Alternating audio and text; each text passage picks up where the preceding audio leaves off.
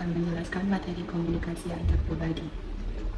Yang pertama, konsep dasar komunikasi. Pengertian komunikasi. Komunikasi adalah proses pertukaran informasi, gagasan, atau perasaan antara dua orang atau lebih. Tujuannya adalah untuk saling memahami dan berbagi pengetahuan. Komunikasi dapat dilakukan dengan berbagai cara, termasuk lisan, tulisan, bahasa tubuh, atau media elektronik. Melalui komunikasi, kita dapat menjalin hubungan yang baik, berkolaborasi, dan membangun pemahaman bersama. Komponen komunikasi meliputi pengiriman, pesan, penerima, saluran komunikasi, dan konteks. Pengirim adalah orang atau identitas yang mengirim pesan. Pesan adalah informasi yang ingin disampaikan. Penerima adalah orang yang entitas yang menerima pesan. Saluran komunikasi, medium yang digunakan pengirim pesan, dan konteks adalah lingkungan atau situasi dalam berkomunikasi. Diri dalam komunikasi. Dalam komunikasi penting untuk menjelaskan secara singkat agar pesan dapat tersampaikan dengan jelas dan efektif.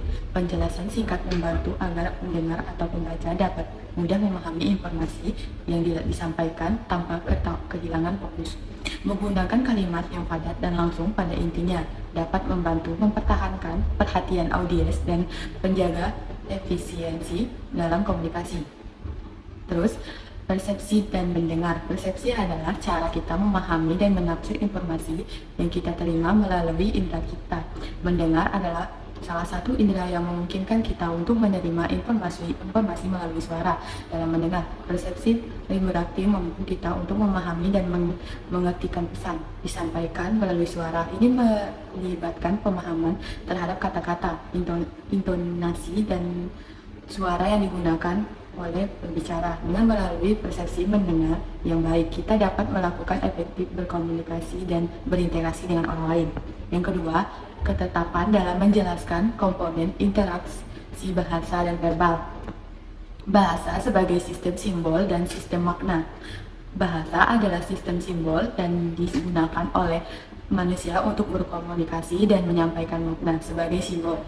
Bahasa terdiri dari serangkaian bunyi atau tanda tertentu untuk dipahami oleh penentu. Namun, bahasa tidak hanya sekedar kumpulan tanda-tanda, melainkan juga bahasa sistem makna, simbol, dan sistem makna dalam bahasa. Selain terkait dengan bekerja sama, kita seseorang menggunakan bahasa yang dimana tanda-tanda tertentu untuk mengungkapkan ide atau makna yang diinginkan.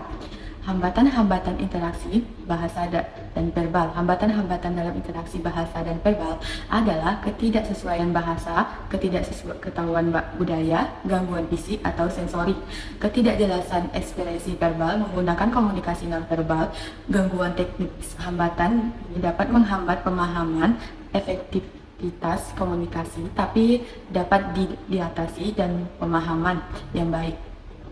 Tentang bahasa dan budaya, komunikasi yang dijelaskan serta penanganan gangguan fisik atau teknis yang mungkin muncul. Prinsip bahasa dan interaksi verbal. Prinsip-prinsip bahasa dan interaksi verbal melibatkan pemahaman gangguan bahasa yang efektif. Beberapa prinsip yang penting adalah kejelasan, kesantunan, keterbukaan, dan responsivitas. Kejelasan berarti menyampaikan dengan jelas dan struktur agar mudah dipahami oleh penerima. Melibatkan pengguna bahasa yang sopan, menghormati orang lain. Keterbukaan adalah kemampuan mendengar dengan baik dan teliti. Responsivitas adalah kemampuan untuk secara efektif merespon pesan diterima dan memperhatikan dan memahami dengan baik. Dengan menerapkan prinsip-prinsip ini, interaksi bahasa verbal dapat menjadi lebih efektif dan bermakna. Aspek sosial bahasa dan interaksi verbal. Aspek sosial dalam bahasa dan interaksi verbal mencukup pemahaman bahwa bahasa dan interaksi tidak hanya tentang komunikasi individu, tetapi juga berkaitan dengan konteks sosial yang melibatkan budaya, norma, dan nilai-nilai masyarakat. Hal ini melibatkan penghormatan terhadap variasi bahasa dan pengguna yang tepat sesuai dengan situasi, audiens, atau yang kita ada bicara. Dalam interaksi verbal, aspek sosial melibatkan santunan dan etika berbicara. Selain itu, aspek sosial juga melibatkan pemahaman konteks dalam sosial, dalam komunikasi, misalnya dalam kelompok sosial. ada aturan norma yang mengatur bicara dan berinteraksi. Yang ketiga, komunikasi nonverbal. Fungsi komunikasi nonverbal sangat penting dalam berinteraksi dengan orang lain, misalnya isyarat tangan atau bahasa tubuh tertentu dapat memiliki arti perbedaan di berbagai budaya, misalnya mengangguk kepala saat menyenangkan seseorang, menunjukkan pengertian dan penerimaan terhadap apa yang mereka katakan. Bahasa tubuh, ekspresi wajah dan intonasi suara memberikan petunjuk tentang perasaan dan niat seseorang, misalnya kontak mata yang kuat atau mengalihkan pandangan dapat mengidentikan ketertarikan atau ketidakminatan dalam percakapan. Komunikasi nonverbal secara keseluruhan memiliki peran penting dalam membantu dan memahami interaksi dengan seorang lain. Komunikasi tubuh, wajah atau mata.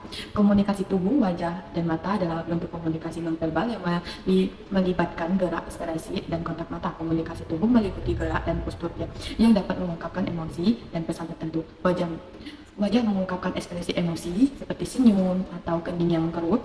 Mata dapat berkomunikasi ketertarikan, percaya atau keseriusan melalui kontak mata yang kuat. Pentingnya untuk memperhatikan komunikasi nonverbal ini untuk memahami, menyampaikan pesan yang dengan lebih baik. Ruang, wilayah, dan komunikasi sentuh. Ruang, wilayah menunjukkan kepada jarak fisik antara individu saat berkomunikasi. Ada 4 jenis ruang wilayah, yaitu intim, dekat, personal, sosial, dan publik, yang digunakan dalam berbagai interaksi sosial. Komunikasi sentuhan adalah bentuk komunikasi nonverbal yang melibatkan konteks fisik antara individu. Sentuhan dapat menyampaikan pesan, dukungan, afeksi, atau keintiman, namun penting juga memperhatikan konteks budaya dan persetujuan individu dalam menggunakan komunikasi sentuhan, karena frekuensi dan batasan terkait sentuhan dapat berbeda bagi setiap orang. Baiklah, keempat, komunikasi dan hubungan antar pribadi. Komunikasi adalah proses pertukaran informasi dan pesan antara individu antar kelompok. Ini melibatkan pengiriman pesan melalui saluran seperti kata, bahasa tubuh, ekspresi, dan tulisan. Tujuan komunikasi adalah untuk memahami dan dapat dipahami orang lain. Hubungan antar pribadi merujuk kepada interaksi dan koneksi antara dua orang atau lebih. Ini melibatkan saling memahami, menghormati, mendukung satu sama lain.